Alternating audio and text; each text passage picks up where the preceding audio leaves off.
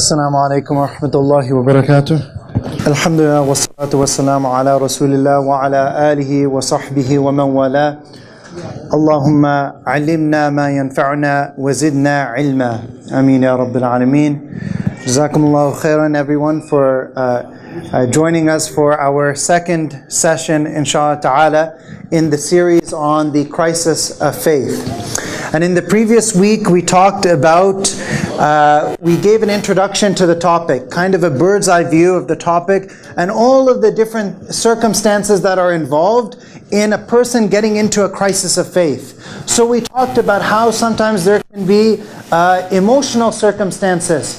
A person has gone through a lot of difficulties and calamities and so on. We've talked about how sometimes there can be social circumstances. We mentioned that the people that one associates oneself with has an influence on one's viewpoint, on one's ability to follow the deen, and how we as a community can reach out to people who are struggling with their iman and welcome them rather than pushing them away. As the Prophet Muhammad said, "Bashiru wa la tunaffiru, yassiru wa la tu'assiru."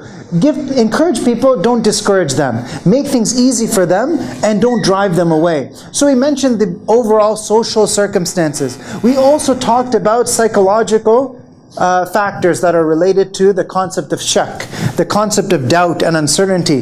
That sometimes the way a person's looking at issues may not be the right perspective, right? So whether it's talking about this hadith or that ayah or this claim against the Prophet Muhammad ﷺ or that issue, because they're looking at things in a way that make them confused, they're not focusing on asking the right questions with the intention of gaining knowledge, sometimes that causes a person to get into a crisis of faith. So we talked about those different factors as well. And so today's topic, inshaAllah ta'ala, is going to be the topic of dealing with shubuhat. Okay, dealing with shubuhat, and how do I know that Islam is the truth? Because we talked about emotional factors, social factors, psychological factors. Now what about the actual arguments that people have against Islam? Okay, these are the shubuhat. The word shubuhat in Arabic is a plural for the word shubha. And shubha is an argument that causes a person to have confusion. It is a doubt, it is an allegation, a claim, and it's called shubha because it's from tashbih, that there's similarity between truth and falsehood. Truth and falsehood look similar to the person because of this confusing argument that they're given. So when a person is faced with a shubha, it causes them to become confused. It can cause them to become confused, and then that can cause them to go into their crisis of faith. So we know that there's many different issues that people talk about, many different shubuhat that cause them to go into a crisis of faith. But before getting into these shubuhat, it's important to first have a framework of how we look at knowledge in general and how we understand this phenomenon of shubuhat. And Imam Ibn al-Qayyim rahimahullah, I will keep on referring back to his works because he talks a lot about spiritual psychology, about how our iman in Allah subhanahu wa ta'ala influences our thoughts. And Imam Ibn al-Qayyim rahimahullah, he has an excellent work called Miftah Dar al-Sa'ada. Miftah Dar al-Sa'ada. And in this book he talks about recognizing the ayat of Allah subhanahu wa ta'ala. But at the beginning of this book he talks about knowledge and the virtues of knowledge. And in this book he brings a very interesting hadith. A very interesting hadith. And he mentions this as his 129th point on the virtues of knowledge. Like subhanAllah, look at how many points he's bringing to show the virtue of knowledge. He mentions this as evidence number 129. And he says that the 129th evidence is ما رواه كميل ابن زياد النخعي قال أخذ علي بن أبي طالب رضي الله عنه بيدي فأخرجني ناحية الجبانة فلما أصحر جعل يتنفس ثم قال يا كميل بن زياد القلوب أوعية فخيرها أوعاها للخير. So Kumail ibn Ziyad is one of the students of Ali ibn Abi Talib. radiallahu anh. And he mentions that on one occasion, Ali radiallahu anh, he took him for, you could say, a field trip. They went out to the outskirts of the city.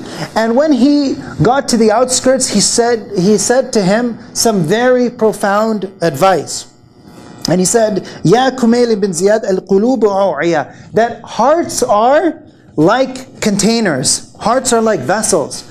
Like this, your heart is a container. You can choose what you want to fill your heart with. You can fill it with doubts, you can fill it with confusion, you can fill it with fear or hatred, like many people we see, Islamophobia. Why do they focus so much on hatred for Muslims? Like sometimes you look at all the amount of time they spend attacking Islam and Muslims and you think, subhanAllah, why doesn't this person just get a life? You know, why don't they focus on something more beneficial? A person has a choice on what they can fill their heart with. So they can fill it either with dhulumat, with darkness, or they can fill their heart with nur, with light. And Ali ibn Abi Talib radiallahu anh, he says, احفظ عني ما أقول, remember from me these words that I'm going to tell you. الناس ثلاثة, people are of three types. And then he mentions three categories. فعالم رباني ومتعلم على سبيل النجاة وهمج رعاع أتباع كل ناعق يميلون مع كل ريح لم يستضيئوا بنور العلم ولم يلجأوا إلى ركن وثيق. That Ali ibn Abi Talib radiallahu anh, he mentions people are of three types. What are those three types? He mentions the first category is the person who is alim rabbani, a scholar who is Rabbani. Rabbani, like it means that this person does proper tarbiyah. He properly cultivates those who he is speaking to. So, yeah, I think they're going to fix the microphone, inshallah ta'ala. So, we're mentioning that Ali ibn Abi Talib radiallahu anh, he mentioned, now it's really on. Ali ibn Abi Talib radiallahu anh, he mentions three categories of people. Okay? So he mentions the first category is the teacher, the one who has knowledge, who teaches people according to their understanding, who knows how to take people gradually, step by step, and give them the knowledge that will help them live their life, that will help guide them. Not the type of teacher who just throws all these different facts at a person and just causes them to be confused, to have shubuhat, right? To just be in a state of shakk, confusion. So the first category, he says, alim rabbani, the scholar who teaches people according to their level. And the second category of people is a person who is learning, muta'allim ala sabil al-najat, a person who is learning for the sake of saving himself, right? It's a person who is learning with the right intention. Okay, so he's mentioning good categories. So the first category, a knowledgeable person teaching people according to their level. And the second category, a person who's learning for the sake of benefiting himself, for the sake of helping himself. And last week we talked about how there's two types of questions, right? There's those questions where a person is asking just to argue. And that person is never going to find guidance. They're never going to get out of the crisis of faith. And then there's a person who's asking in order to understand themselves. And the first thing, when they don't understand a hadith, they say, maybe my understanding is not correct. So they're asking for the sake of benefiting themselves. And then the third category, he says, it's the common people who just follow any speaker. They bend with every wind. So the wind blows this way, they go this way. The wind blows that way, they go that way. Okay? He says, يَمِيلُونَ مَعَ كُلِّ رِيحٍ, meaning that any charismatic speaker they hear, they say, oh, he sounds really nice, I'll follow that opinion. Oh, that guy sounds really nice, I'll follow that opinion. They're not looking to actually understand the deen properly and benefit themselves. They're just following anyone out there, any speaker, without looking at any qualifications or how it can benefit them. They just follow any person, and they're not blessed with the light of knowledge. And they don't have any firm support to build themselves on. Then Ali radiallahu anh, he mentions some of the virtues of knowledge. He says, العلم خير من المال العلم يحرسك وأنت تحرس المال العلم يزكو على الإنفاق العلم يزكو على العمل والمال تنقصه النفقة العلم حاكم والمال محكوم عليه ومحبة العلم دين يدان بها. So he's mentioning some of the virtues of knowledge. Ali ibn Abi Talib radiallahu anh, he says, knowledge is better than wealth, because knowledge protects you while you have to protect your wealth. Knowledge increases the more you spend. How does that work? Why does knowledge increase the more you spend, whereas wealth, it decreases the more you spend? Can anyone explain that to me? How does knowledge increase the more you spend? You're teaching others and it's getting possible. You're teaching others, yes, exactly. So the teacher knows that the halaqah that is prepared, the one who benefits the most is the teacher actually. Because when one prepares a halaqah, you have to look at every single point so carefully, you have to study it. And when you teach people, they ask you questions, so it gives you a better understanding of the topic. And when you're teaching people for the sake of Allah subhanahu wa ta'ala, Allah subhanahu wa ta'ala blesses you with more knowledge. خَيْرُكُمْ مَنْ تَعَلَّمَ الْقُرْآنَ وَعَلَّمَهُ. So the best of you are those who learn the Quran, and not just learn it and not use it, but teach it to others. Okay? So whereas when you spend wealth, it decreases. Knowledge, when you spend it by teaching others, it increases. And he mentions that knowledge is a judge. Knowledge helps you judge situations that are confusing, while wealth is what you have to judge. Wealth is what makes situations confusing. And love for knowledge is really the way that Allah subhanahu wa ta'ala is worshipped. And he mentions that the scholar, the one who attains knowledge, it gives the benefit of knowledge, the fruits of knowledge is that a person is able to follow the guidance of Allah subhanahu wa ta'ala in their lives. We don't gain knowledge just to have information that doesn't affect our lives. No, we gain knowledge so that we're able to obey Allah subhanahu wa ta'ala and come closer to our Creator. وَجَمِيلَ الْأُحْدُوثَ بَعْدَ وَفَاتِهِ, that it gives a person a beautiful legacy after they pass away. وَصَنِيعَةُ الْمَالِ تَزُولُ بِزَوَالِهِ مَاتَ خُزَانُ الْأَمْوَالِ وَهُمْ أَحْيَاء وَالْعُلَمَاءُ بَاقُونَ بَقِيَّةَ الدَّهْرِ أَعْيَانُهُمْ مَفْقُودَةً وَأَمْثَالُهُمْ فِي الْقُلُوبِ مَوْجُودَةً. He mentions that here's another interesting difference between knowledge and wealth. That when a person dies, you know, and their wealth disappears, that's it. The wealth is gone, right? Whereas when a person passes away, their knowledge continues to benefit people in the form of a legacy. So he says those people who focus on just gathering wealth and hoarding up wealth, they are dead even when they're alive.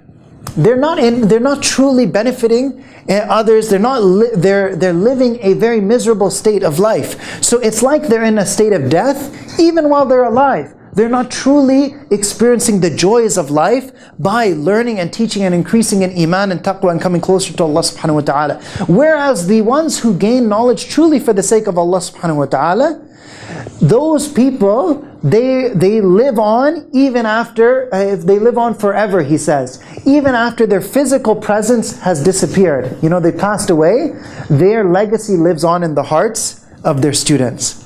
And then Ali ibn Abi Talib radiallahu anh, he mentions, this is the most important point, the next part of the advice, he mentions why somebody may not benefit from knowledge. And we mentioned before, last week, we said that two people can have the same information. One of them is in a state of crisis of faith, whereas the other person doesn't have any problems. He says, I don't find any problem with this hadith. I'm not experiencing any doubts. I'm not experiencing any crisis of faith. So Ali radiallahu anh, he mentions the different categories of people who try to learn the religion, but are not able to benefit from the knowledge. Ali ibn Abi Talib radiallahu anh, he says, inna ha huna ilman wa ashara biyadihi ila sadrihi. He pointed to his chest and he said, look, I've gained knowledge from the Prophet Muhammad sallallahu alaihi wasallam. I have knowledge to benefit others. Lo asabtu lahu hamala. If only I could find somebody worthy of carrying this knowledge. He says, بلى أصبت لقنا غير مأمون عليه يستعمل آلة الدين للدنيا. He said, indeed, I found somebody who's very quick to understand, but he cannot be trusted. He uses the deen, the tools of the deen, for the sake of worldly gain, for the sake of dunya. He uses his religious knowledge to try to get the dunya. And he tries to seek superiority, domination or control over the servants of Allah subhanahu wa ta'ala. He uses the religion to exploit the servants of Allah subhanahu wa ta'ala. يستظهر بحجج الله على عباده وبنعمة الله على عباده. And then he mentions the second category. أو منقادا لأهل الحق لا بصير له في إحنائه ينقدح الشك في قلبه بأول عارض من شبهة. He says the second type of person is somebody who is following, religious practicing people, but he doesn't have any insight into his or her religion. In other words, the way this person takes Islam is just like a cultural label. I pray just like I eat biryani, right? It's the same thing. It's just culture. It's not something, they don't have any basira. They don't have any spiritual insight or spiritual perception into what they're doing. They don't understand the reality of what Iman is supposed to change in the heart of the believer.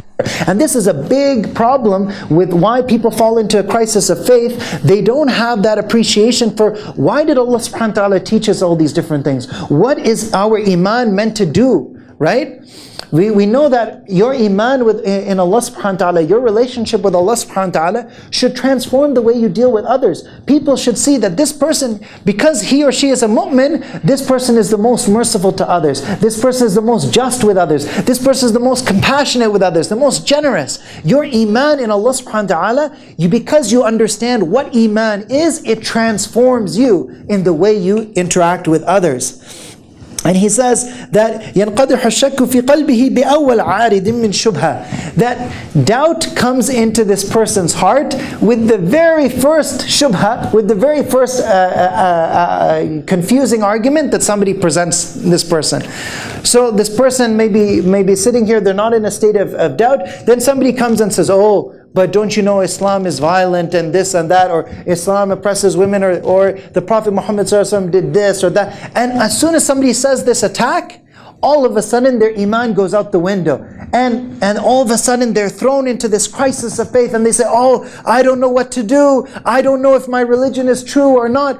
Because they have this weak level of religion already, that it's so weak, it's susceptible, it's vulnerable, that any shubha comes and it breaks, it shatters. The faith is built in such a weak way that any doubt comes and it will shatter.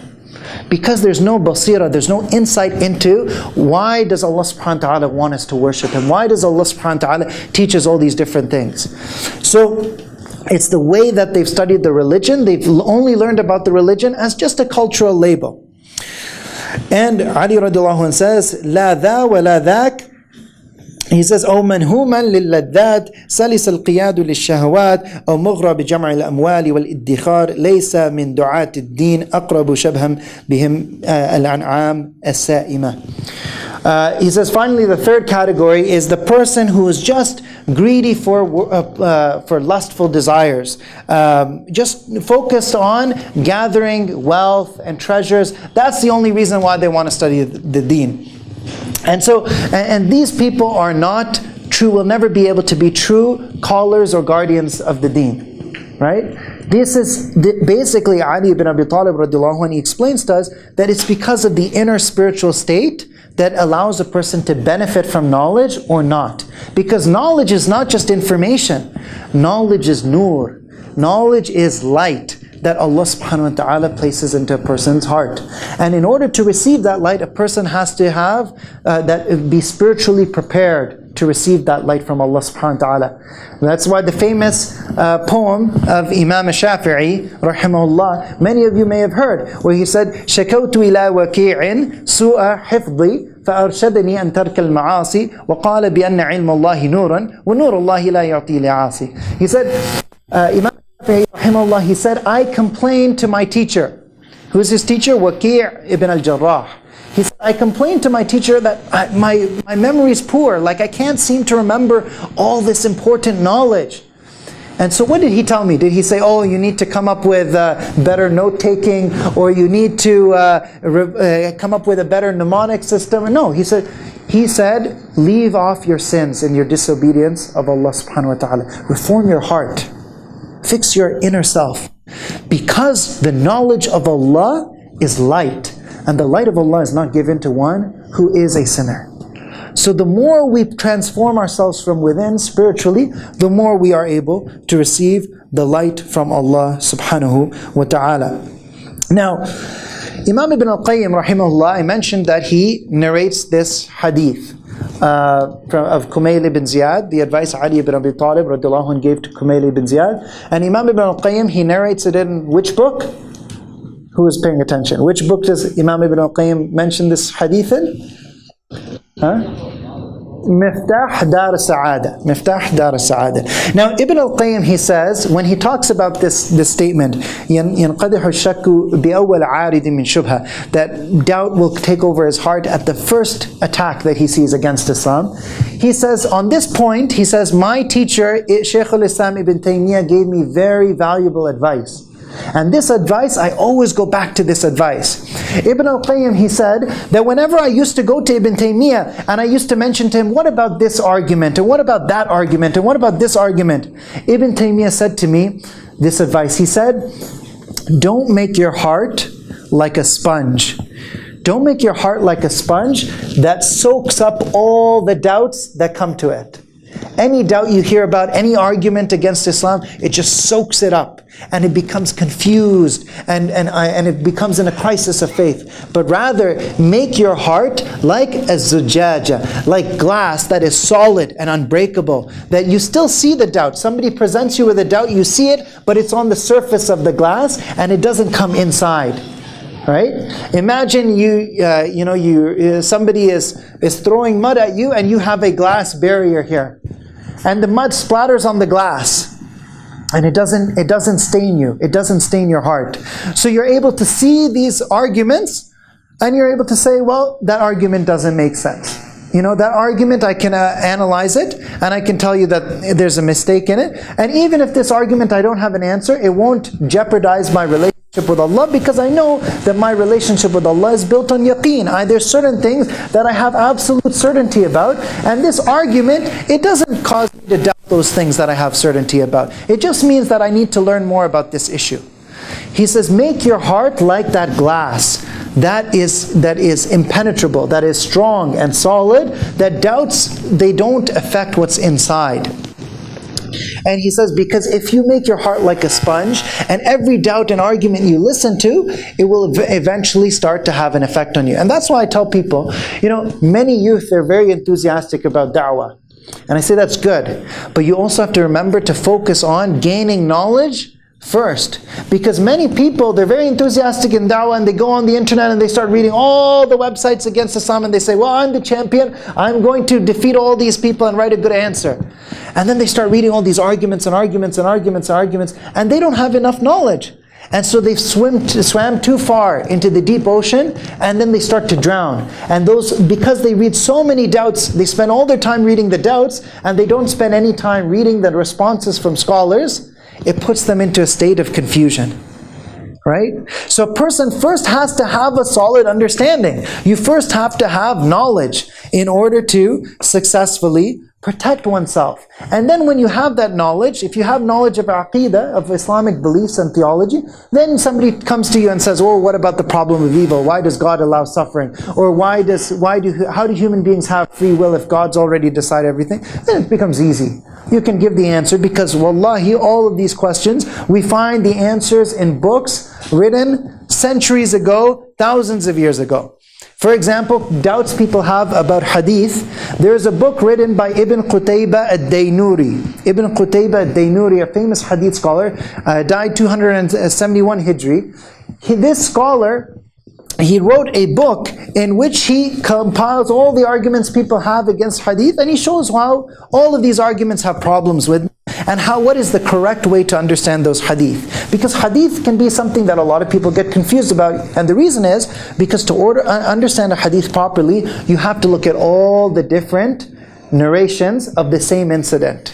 All the different riwayat. If you look at only one riwayah, only one narration, you can get confused. But when the hadith scholar comes and he gives you all the narrations and explains the context, and he says this thing is explained by this, then it clears the doubt. So that's why knowledge is so important. So, now explaining how a person's spiritual state and how they need to have knowledge and all these things, it shows us that when somebody gains knowledge of Aqidah, they'll be able to defend the Islamic creed. They gain knowledge of Seerah, then they can defend the Prophet Muhammad ﷺ. When they gain knowledge of tafsir of the Quran, then they can explain, no, you're misquoting this verse, you're misquoting that verse, right? That empowers them to be able to explain and address the confusions. And I'll give some examples of this. So, first of all, shubuhat, we can divide it into two big categories. Okay, two big categories for shubuhat. So the first category are the attacks against Islam. Okay, when people say, no, Islam can't be true because of this, attacking Islam. Islam can't be true because of violence, or because of oppression of women, or the Sharia is barbaric, or the Prophet did this or that. And all of these are misunderstandings of Islam. They're all misunderstandings of Islam, misconceptions about Islam. The second category of shubuhat is where somebody says, I don't think there's any proof that Islam is true.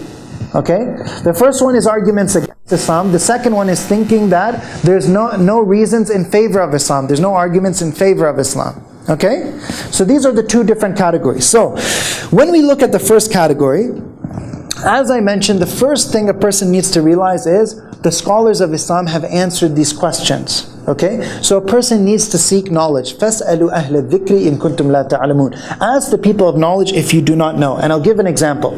The first category of doubts are on the topic of violence. That Islam is violent. Okay? And how do they try to prove this? I see so many people misquote the Quran. Whether it's in the media, in newspapers, and in social media, they misquote the Quran and they cut and paste small pieces of verses and they delete what is before and what is after. And I'll give you a simple example. They'll say, oh, but in Surah Al-Baqarah, chapter 2, verse 191, it says, وَاقْتُلُوهُمْ حَيْثُ ثَقِفْتُمُوهُمْ. Okay? It says, kill them where you find them. That sounds so violent. Islam is so violent. SubhanAllah, you take what they deleted and look at it. The verse before says, وَقَاتِلُوا فِي سَبِيلِ اللَّهِ الَّذِينَ يُقَاتِلُونَكُمْ وَلَا تَعْتَدُوا إِنَّ اللَّهَ لَا يُحِبُّ الْمُعْتَدِينَ. Fight in the way of God only those who fight you, and do not transgress. Because verily God does not love those who transgress. And Abdullah bin Abbas, radiallahu anhuma, he said, transgression, what is transgression? It means to harm any woman, any child, any monk, or anyone who is not fighting you. If you do any of that, فَقَدْ اِعْتَدَيْتُمْ, then you have transgressed. The tafsir of Abdullah ibn Abbas, radiallahu anh, the companion and the cousin of the Prophet Muhammad sallallahu alaihi wasallam, and the one who is the major source of our tafsir in Islam. Okay? That's what he says. And the verse after, they just say, oh, it just says this, but what about the verse after it? Now Allah subhanahu wa ta'ala says, فَإِنِ انْتَهَوْا فَلَا عُدْوَانَ إِلَّا عَلَى الظَّالِمِينَ. If they stop fighting, then there should be no hostility except to those people who are doing dhulm, who are doing oppression of others. So subhanAllah, it's very clear cut. By only cutting this one piece, they're saying, look, Islam is violent. The Quran is saying violence against others. No. Look at the verse in front and the verse after. The verse before and the verse after, it shows that Muslims only are, the fighting is, fight in the way of God, those who fight you and do not commit aggression. Also we have in Surah Al-Mumtahina, in the Quran we have other verses that explain the topic. That's why the scholars of tafsir, they say, Al-Quran yufassiru ba'dahu ba'da. Right? That the Quran explains itself. So if you go to Surah Al-Mumtahina, Allah subhanahu wa ta'ala says, لا ينهاكم الله عن الذين لم يقاتلوكم في الدين ولم يخرجوكم من دياركم أن تبروهم وتقسطوا إليهم إن الله يحب المقسطين. That Allah subhanahu wa ta'ala instructs you, for those people who are not fighting you, they're not driving you out of your homes, Allah subhanahu wa ta'ala wants you to deal with them with birr, with righteousness, the utmost level of respect. The same level, the same word is used for respect for our parents. أن تبروهم وتقسطوا إليهم, and deal with them with justice. إن الله يحب المقسطين. Verily Allah loves those who are just. Okay, so this allegation of violence, you see it collapses when you look at the Quran in context. right? And they say, oh, Islam was spread by the sword, and that's why Muslims spread so far. SubhanAllah, in our Quran, it is haram to force somebody to become a Muslim. La ikraha fid deen, right? There's no compulsion in religion. If Islam was spread by the sword, how did Indonesia become the most populated, the highest population Muslim country? Which was the army that went there? It was merchants that went there and conveyed the message of Islam. And Muslims in those lands that they went to were the minority for the next 400, 500 years. And why did Islam end up spreading to these lands? Those empires, the Persian Empire and the Roman Empire, they initiated hostility against the Muslims. So once you look at history in context, you look at the Quran in context, all of those doubts, those shubuhat, they collapse. Okay? Or somebody says, oh, but Islam oppresses women and women are not equal in Islam. SubhanAllah, look at the hadith of the Prophet Muhammad sallallahu alaihi wasallam, look at the Quran, how many ayat in a hadith talk about the rights of women.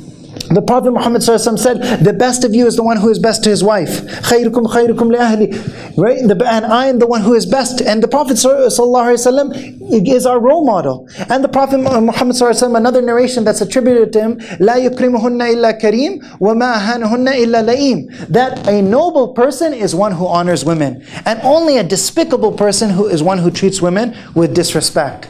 And the hadith where the Prophet Muhammad ﷺ saw a man who his son came to him and he gave his son a kiss, and his daughter came and he just sat the daughter next to him, and the Prophet Muhammad ﷺ said, why didn't you deal fairly with them? It's not allowed to prefer your sons over your daughters. The Prophet Muhammad ﷺ taught us this. So these allegations, they're not based on any knowledge, right? These are shubuhat. When somebody studies the deen and they see what Allah subhanahu wa ta'ala and His Messenger have said, they're able to answer them. And obviously we could do whole lectures just on these topics. I'm just giving you examples to show you how knowledge clarifies doubts. Or people say, oh, Islam wants us to be hostile to others and not to have good relationship with people who are non-Muslims. SubhanAllah, the Quran and the Sunnah emphasize so much the importance of treatment of neighbors with the best etiquette, right? مَنْ كَانَ يُؤْمِنُ بِاللَّهِ وَالْيَوْمِ الْآخِرِ فَلْيُحْسِنْ إِلَى جَارِهِ. The one who believes in Allah subhanahu wa ta'ala and the last day should treat his neighbors in the best way, with ihsan. And Imam al-Qurtubi rahimahullah said neighbors means Muslim and non-Muslim neighbors. That's always been the understanding in Islam. So, and the Prophet Muhammad ﷺ said, تَصَدَّقُوا عَلَىٰ أَهْلِ الْأَدْيَانِ كُلِّهَا. In Musannaf of Ibn Abi Shayba, the Prophet Muhammad ﷺ is reported to say that donate in charity to people of all faiths. Not that I'm only going to give my money to Muslims, or I'm only going to help Muslims, or I'm only going to do sadaqah for Muslims. No, give your sadaqah to people of all backgrounds. That's what Islam teaches. Islam wants us to be good to all humanity. لا يبلغ العبد حقيقة الإيمان حتى يحب للناس ما يحب لنفسه من الخير. That a servant only reaches the true reality of Iman until he or she, when he or she loves for all humanity the same good that he or she loves for himself. You should want good for all humanity. That's what Islam teaches. This is the true reality of Islam. So part of it is that the way that we talk about Islam, sometimes we forget what is important. Sometimes we talk about Islam in a very cultural way without emphasizing the values of Islam. And that's why, if somebody, the only thing they studied is fiqh of wudu or this or that, they won't know the values of Islam, and somebody gives them a shubha and they're confused, they're lost. People need to know the values of Islam.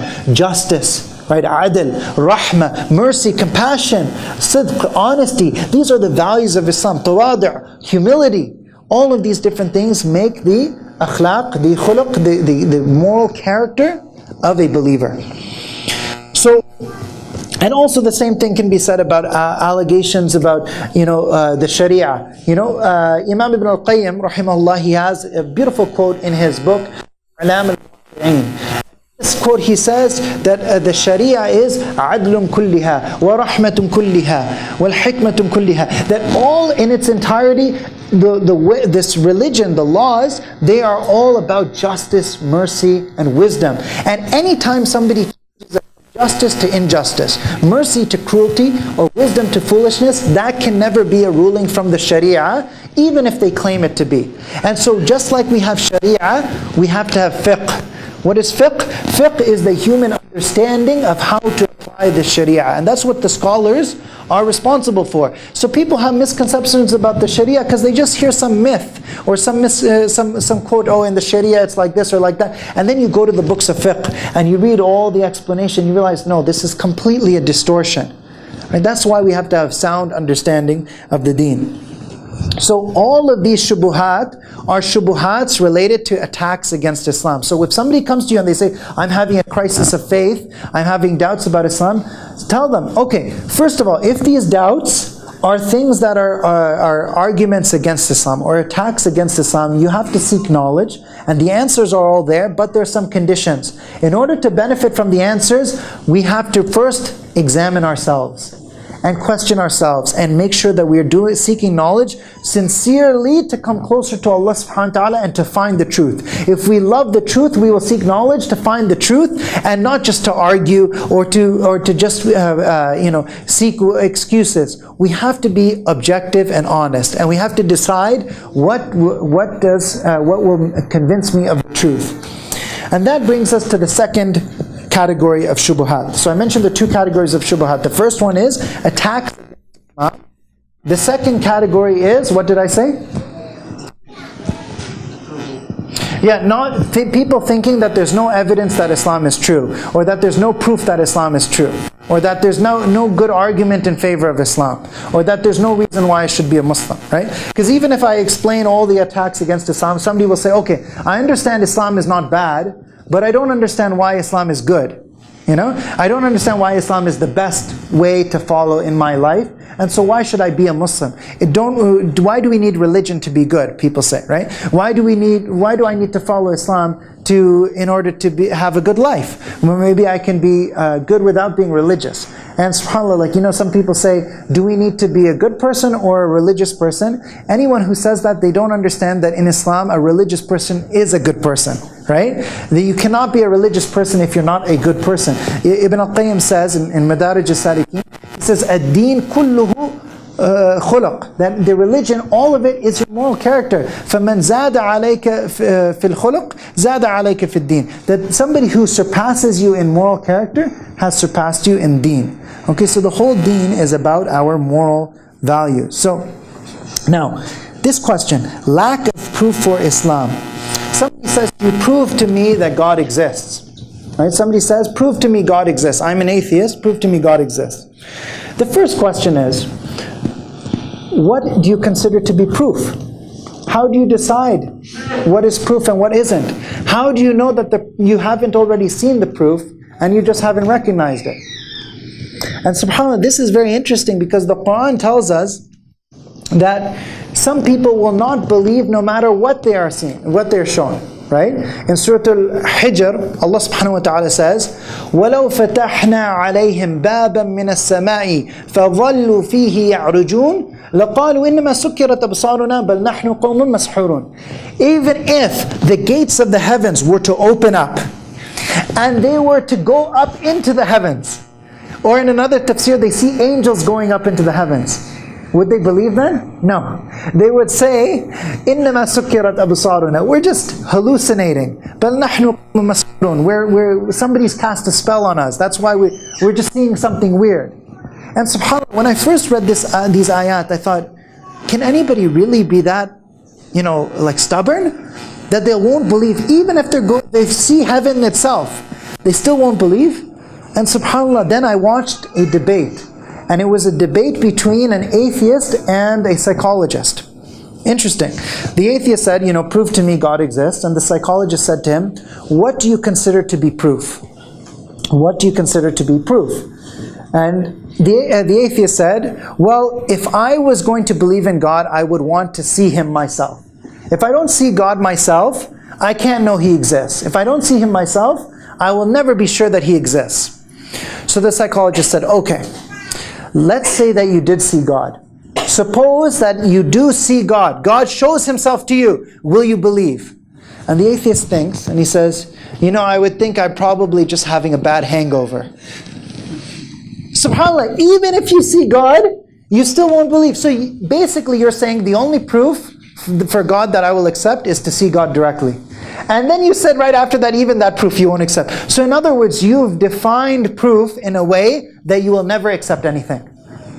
The way you define the proof, you defined it in a way that only reinforces your shahawat, your desires. What you want, you will believe what you want to believe. And subhanAllah, the exact same thing is mentioned in the Quran. When Bani Israel, they said to Musa alayhi Ya Musa, لَن نُؤْمِنَ لَكَ حَتَّى نَرَى اللَّهَ جَهْرًا. Oh Musa, we will not believe in you until we see Allah directly. The exact same thing. And in Surah Al-Isra, Allah subhanahu wa ta'ala mentions all the different claims that the Quraysh said to the Prophet Muhammad sallallahu alaihi wasallam. They said, لَن نُؤْمِنَ لَكَ حَتَّى they said, we will never believe in you until you make تَفْجُرَ لَنَا مِنَ الْأَرْضِ يَنْبُوعًا, until you make a spring come out of the middle of the earth. أو تكون لك جنة من نخيل وعنب فتفجر الأنهار خلالها تفجيرا. Or you have this garden that just appears and it's got rivers flowing through it. أو تكون لك بيت من زخرف. Or you have a house made out of gold. أو ترقى في السماء. Or you're going up into heaven. وَلَن نُؤْمِنَ لِرُقِيِّكَ حَتَّى تُنَزِّلَ عَلَيْنَا كِتَابًا نَقْرَأُ. And we'll never believe in your magic, in your spells, until you make a book come down from the heavens right in front of us that we can read. قُلْ سُبْحَانَ رَبِّي هَلْ كُنْتُ إِلَّا بَشَرًا رَسُولًا. Say, glory be to my Lord, am I not except a messenger, a human being? SubhanAllah. People will invent all sorts of crazy claims. We won't believe until we see this, or that, or this. There was another debate I was watching, and it was the person who was debating was an atheist who was a physicist, who was a scientist. And he said, if my criteria, in order for a book to be considered truly from God, it should say at the beginning of the book all the laws of science. It should say that bacteria exist, germ cell theory. It should tell me the speed of light. It should tell me the force of gravity. Then I will believe that it's God, because that's my field. My field is physics. That's what I expect. SubhanAllah, everybody's going to come and make their own claims now. Now the mechanic says, oh, I will only believe in God if the first page of the Quran tells me a diagram of how to fix a Nissan Maxima. And another person comes and says, oh, I'm a pilot. I will only believe in God if it shows, if the first page of the book shows me what is the best route to fly from Tokyo to London. Or I'm a physician. I will only believe in God if it shows me the anatomy of the liver. Everybody's going to make up their own claim. SubhanAllah. This is the first problem. Is we have to decide what do we consider true and what do we consider false. What do we consider proof? And you'll find that people don't apply these proofs in other aspects of life. So one thing that I often do when somebody comes to me and says, prove to me that God exists. I say to him, prove to me that you exist. He's surprised. What do you mean prove to me? You can see me. Of course I exist. I say, okay, have you heard in philosophy, there's a philosophy called solipsism. Solipsism, it's a fancy word, but it means that nothing exists except for my mind. So maybe right now I'm dreaming, and I think I'm sitting here in the masjid and I'm seeing all of you, but it's just a dream. And Imam al-Ghazali mentions this example. How do I know right now I'm not dreaming? Somebody prove to me I'm not dreaming. Or prove to me that my brain is not connected to a computer, and I think I'm seeing all of you here, and you're all just images from the computer being fed into my brain. Can you prove that it's not true? You won't be able to bring a proof that it's not true that will satisfy me. Anything you argue, I can twist it or change it. Okay? So people can have shakk, they can be skeptical about anything. And so if somebody is skeptical that the world around them exists, we call them a reality skeptic. Okay? If somebody is skeptical that somebody can also be skeptical about politics, and they can say, oh, I don't believe that there's a government, I think there's lizard people. Have you heard this? There's a real theory. There's lizard people who are controlling all these politicians like puppets. These lizard people. And you tell them, okay, but you haven't seen these lizard people, there's no proof, whatever. No proof you can give me will convince me otherwise. Right? They can be skeptical about politics. Some people can be skeptical about logic. They'll say, why should we trust logic?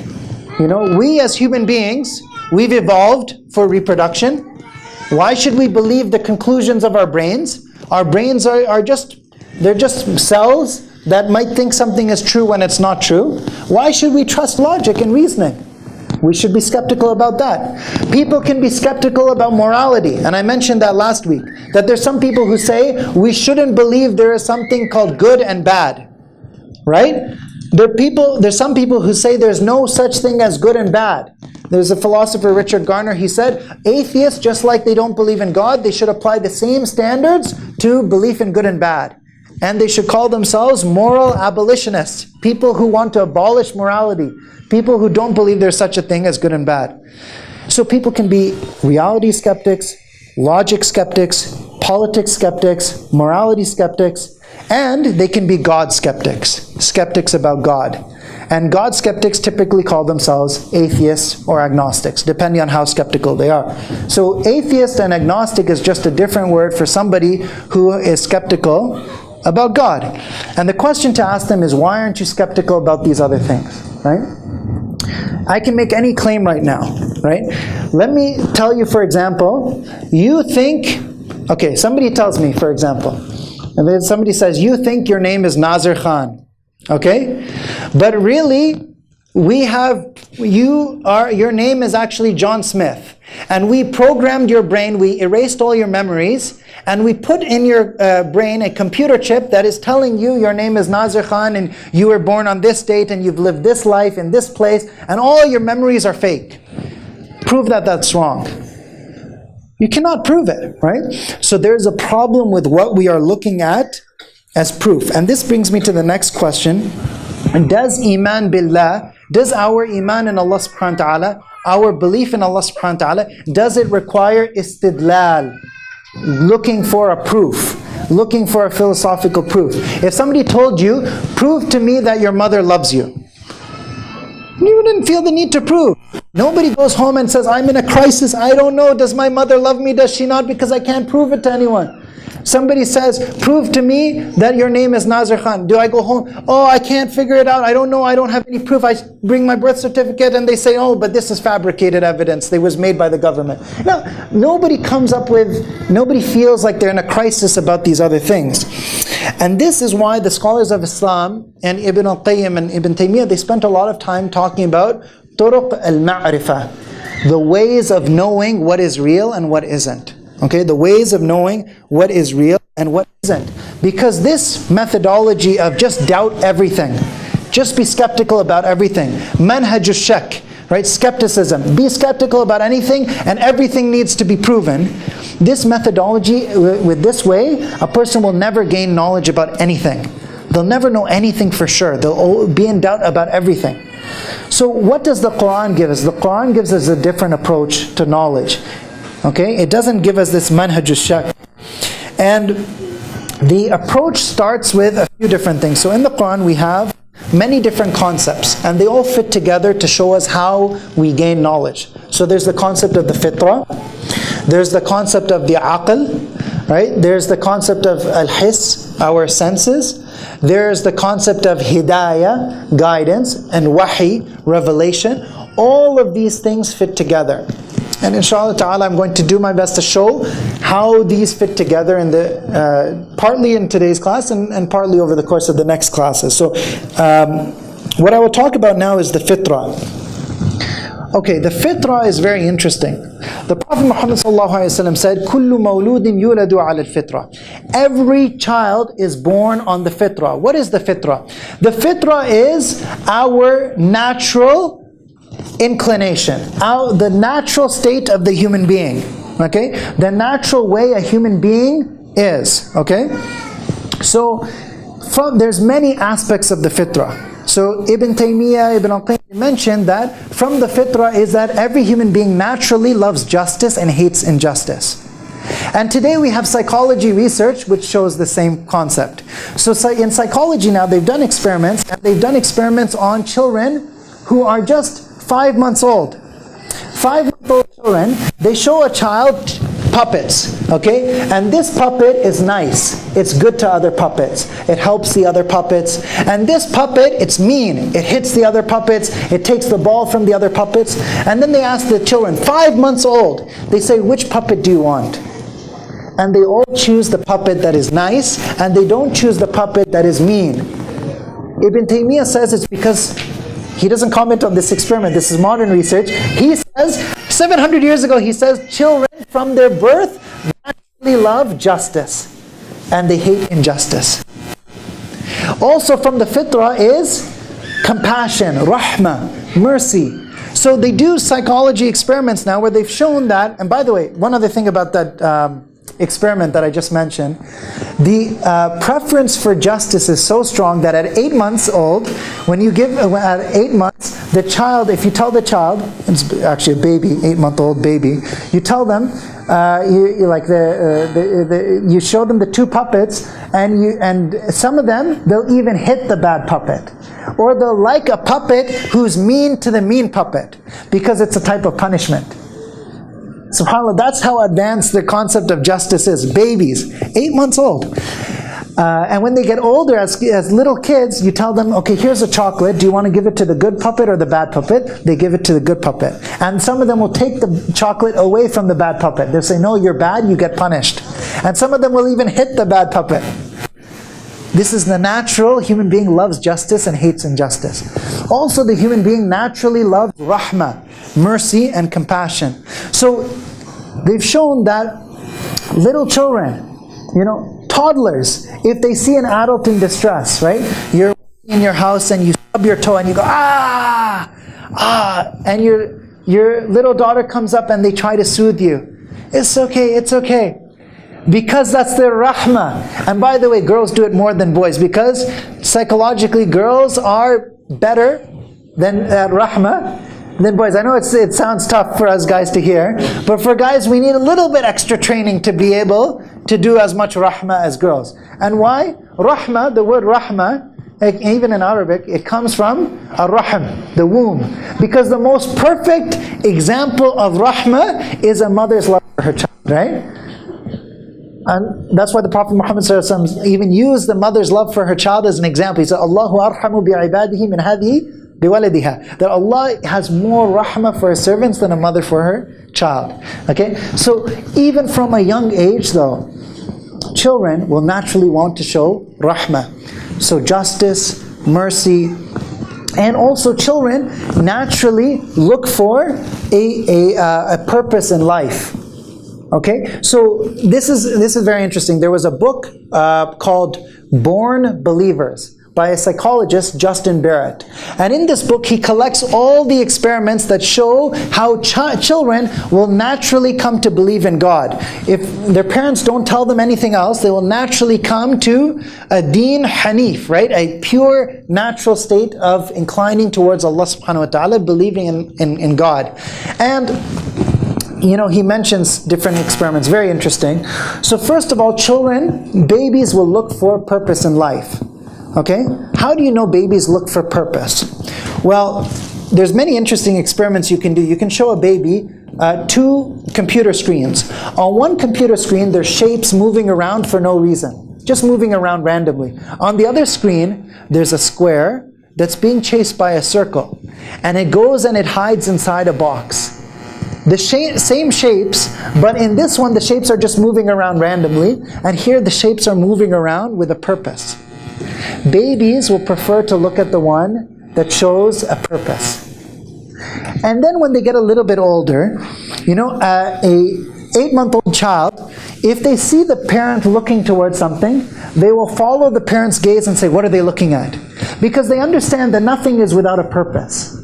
If I'm looking in this direction, all of you will see, what am I looking at? Right? And babies do that from 8 months. They'll look, what are they looking at?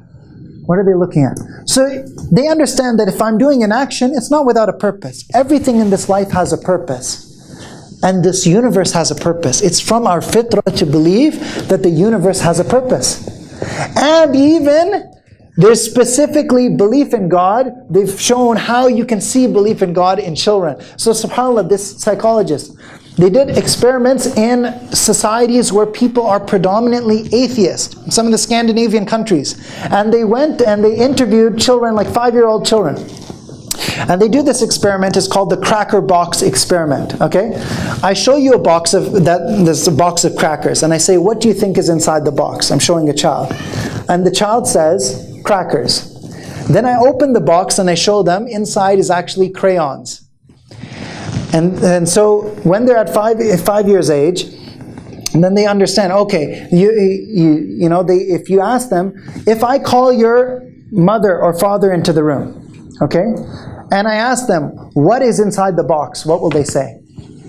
So as they become a little bit older, they will say that there's crackers inside the box, because they know that their parents will not know that inside the box there's actually crayons. Okay, the box is a cracker box. On the outside it has the picture of crackers. So if the parents come and you ask them what's inside the box, they'll say crackers.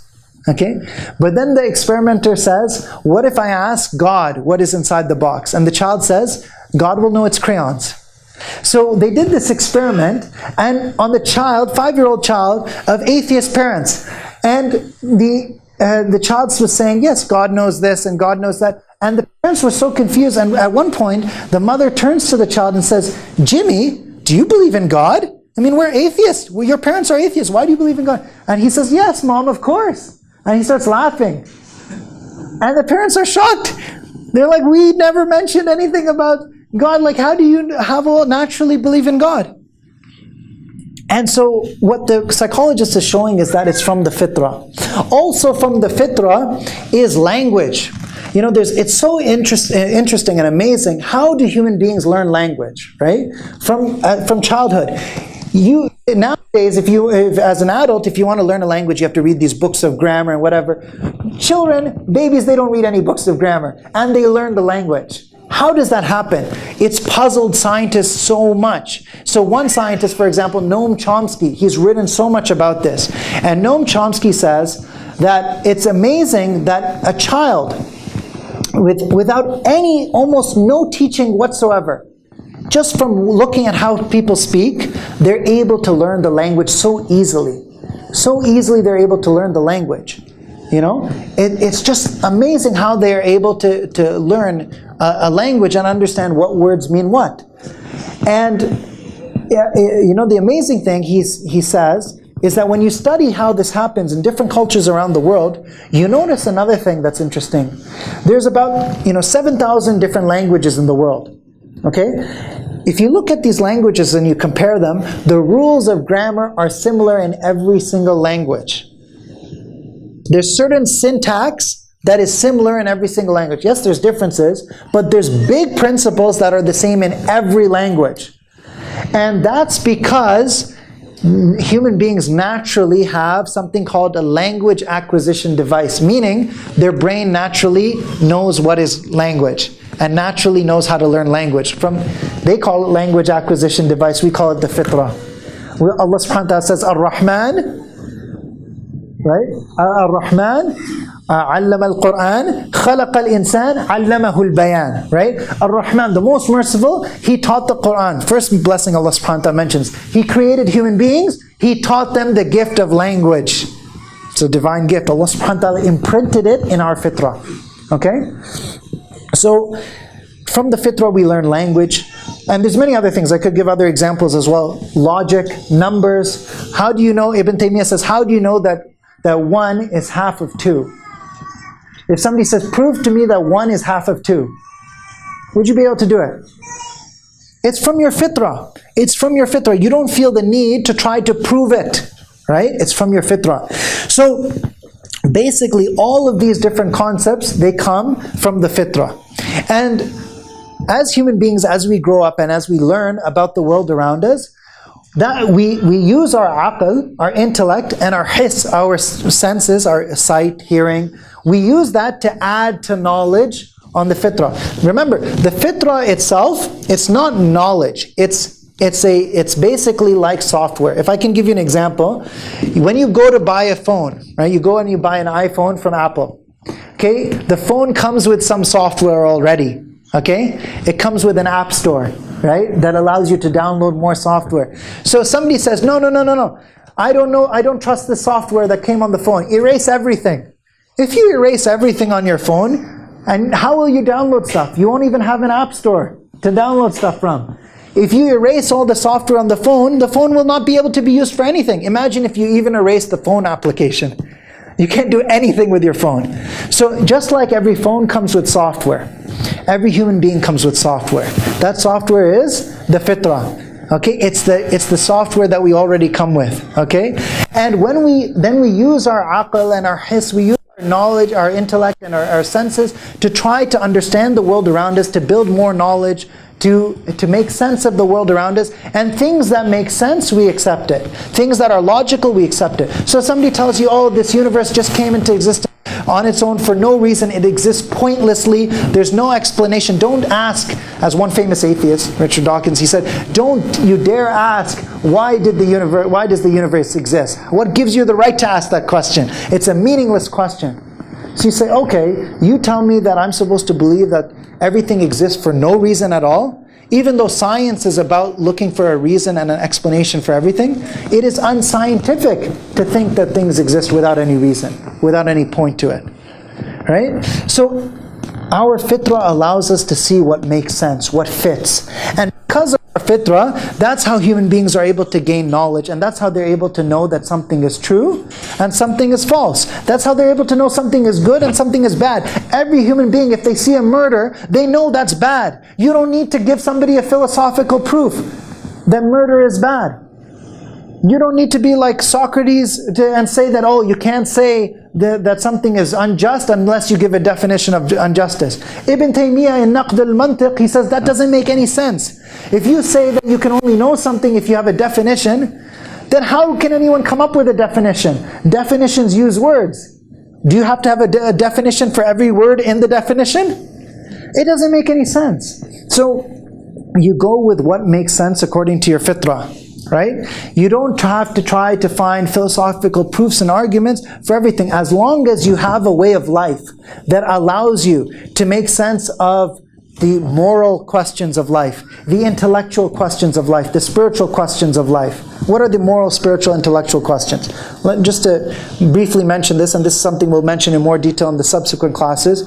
The moral questions: how is there good and bad? How should I live my life? Any system of life that claims to be a true system of life should give you hidayah, should give you guidance about how to live your life. The intellectual questions: why do we exist? Why does the universe exist? Why is it that we're able to study the universe? Why is the universe something that we're able to learn and understand and comprehend? What's the wisdom in that? Any system of life and values that aims to be a true system of belief should be able to answer those questions. What about the spiritual questions of life? The spiritual questions of life, meaning, why is my life worth living? Why do I bother living my life? You know, there's so many people who have thoughts of suicide. And they say, you know, if this life is all there is, and we're just particles bouncing around for no reason, and there's just only suffering in my life, and there's no pleasure, and the only reason why we exist is for pleasure, why do I exist at all? You know, Arthur Schopenhauer, a famous philosopher, he said, it shows you the pessimism of this outlook. He says that the life is based. Every life is not worth living. Why? Because he says life is fundamentally suffering. Because everyone who exists, they want things that they don't have, and that means everyone is in a state of suffering. And so he says, Arthur Schopenhauer, he says, it would be better if we didn't exist at all. It would be better if we didn't exist at all. So maybe somebody has that philosophy and they say, okay, it's better if I don't exist at all. So if somebody is saying that something is a true system of guidance, it should give answers to the spiritual questions as well. Why do I exist? Why is my life worth living? What is the meaning and purpose in my life? And these three dimensions of life, spiritual, moral, intellectual, these three dimensions every single human being has to deal with, right? Every human being has to come up with a way of answering these questions. And where do I get this categorization of spiritual, moral, and intellectual? Ibn al-Qayyim mentions it actually. He mentions in Miftah Dar al-Sa'ada, he mentions a narration about knowledge and intellect, al-aql. And in the narration it says, when Allah subhanahu wa ta'ala sent Adam alayhi salam down to the earth, Jibreel alayhi salam was sent to him with three things, بثلاثة أشياء, العقل والخلق والدين. with intellect, religion or spirituality, and moral character, khuluq, right? Spirituality, intellectuality, morality. And Adam alayhi salam mentioned, he said these three things are better than anything I've ever seen except in Jannah. And Adam alayhi salam is told, you can choose one of these three things. Which one do you think Adam alayhi salam chose? Al-aql, wal-khuluq, wal-deen. Adam alayhi salam, the narration mentions, he chose al-aql. He chose the intellect. And he told the other ones, you may go back. You may go back into the heavens. And they said, no, wherever the intellect goes, we have been commanded to follow. Meaning, when you pick the aql, if you pick sound reasoning, you will get also morality and spirituality. Because sound reasoning leads to the truth. And that's why in Islam we don't have a concept of blind faith. That, oh, just believe, even though it doesn't make any sense, just believe. You know, as many religious figures might say in other traditions, just believe. It doesn't make any sense, just believe. Just close your mind and just believe. No, we say ask questions, but ask with the intention of gaining knowledge. And if you do that, if you use your aql properly, you'll see that you will get spirituality, you'll get deen, and you'll get khuluq, you'll get moral character. The three come together. And look for a way of life that gives you all three of those things, which, alhamdulillah, we have with Islam. So that, in a nutshell, is how we deal with shubuhat. How we answer arguments against Islam. We gain knowledge. We learn about the proofs that show that they're wrong. How do we answer claims that, oh, there's no proof for Islam, there's no evidence that Islam is truth? We look at how every human being has a fitrah, how you have to find something that gives you spiritual, moral, intellectual guidance. That, in a nutshell, is the whole presentation, inshallah ta'ala. So, I know that this is less interactive than last class. Last class I was making more interactive, more introduction. But this class, there's a lot of information. But now I want to open the floor for questions, inshallah ta'ala, just to answer any questions about this topic. I know I've given a lot of information, a lot of things to think about, but we can take questions now, and also if there's questions later in the future classes, alhamdulillah, we still have many more sessions. So are there any questions about the fitrah, or the aql, or hiss, or wahi, or hidayah, or any of the things that we've mentioned? So usually what I do, if there's no question, then I ask the audience questions. Okay? And make sure that people understood what I mentioned. So, I began the lecture by talking about a story between Ali ibn Abi Talib radiallahu anh, and he was giving advice to? Does anyone remember? Kumayl ibn Ziyad. And Ali radiallahu anh, he mentioned that, he said, I wish I could find somebody who would benefit from knowledge, but there's different categories of people. Can anyone mention one of the categories that Ali radiallahu anh mentioned? The type of people who will not benefit from knowledge.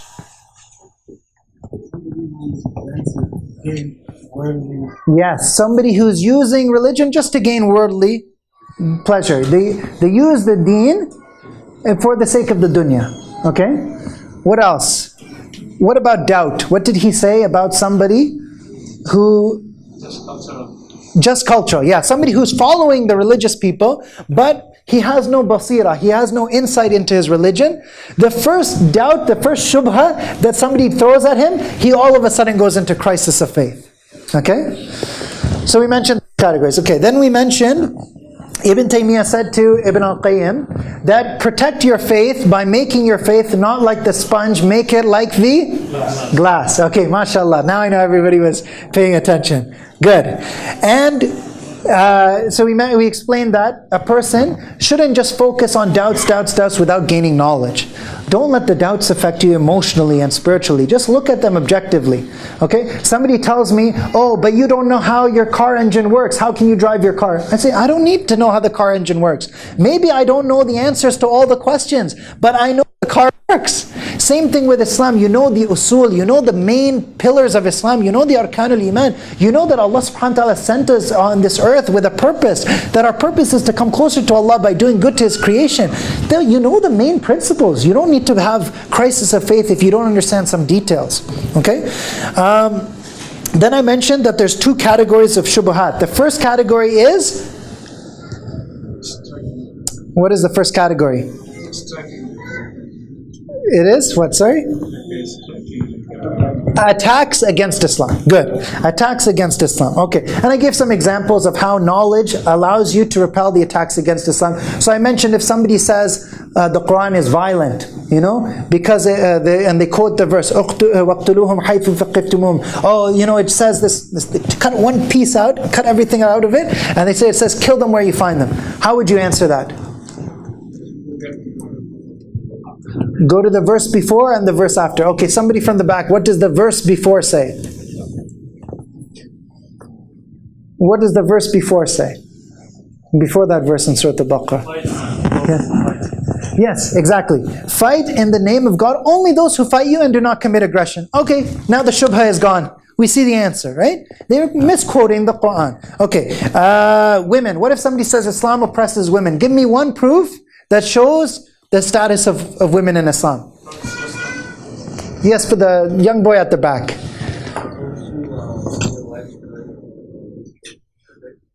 Sorry? Okay, so those who treat their wives good. The Prophet Muhammad ﷺ said, the best of you are those who are best to your wives. Okay, excellent. And yes, you were going to mention.